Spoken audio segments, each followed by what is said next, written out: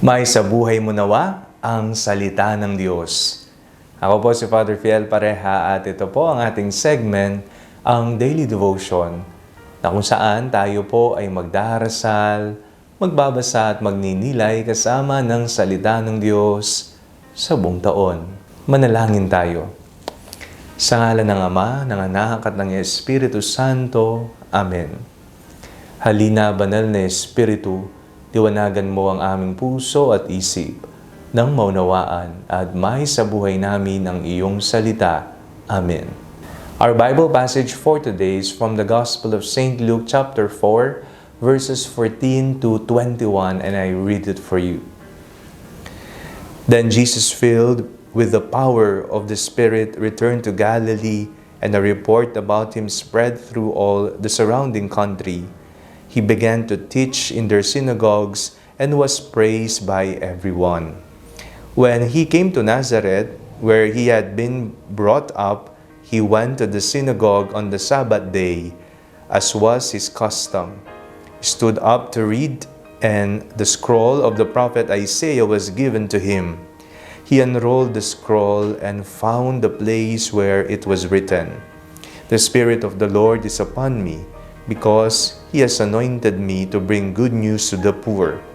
He has sent me to proclaim release to the captives and recovery of sight to the blind, to let the oppressed go free, to proclaim the year of the Lord's favor." And he rolled up the scroll, gave it back to the attendant, and sat down. The eyes of all in the synagogue were fixed on him. Then he began to say to them, "Today, this scripture has been fulfilled in your hearing." Napakagandang pagnilayan po ang mga huling kataga ng ating binasang ebanghelyo ngayong araw na ito. Ang sabi po dito, "Today, this scripture has been fulfilled in your hearing." Alam naman po natin na tinupad nga ng ating Panginoong Jesucristo ang lahat ng kanyang ipinahayag. Ang pagmamahal sa mga mahihirap, ang pagpapalaya sa mga nakabilanggo, ang mga inahalian ng demonyo, ang pagpapahayag ng salita ng Diyos saan man sila naroroon, ang pagpapagaling sa lahat ng may sakit at iba pa. Napakaraming nagawa ng ating Panginoong Jesucristo nung siya ay naglingkod dito sa mundo. Kaya naman tunay ang kanyang sinabi na natupad ang salitang naipahayag sa kanilang pandinig.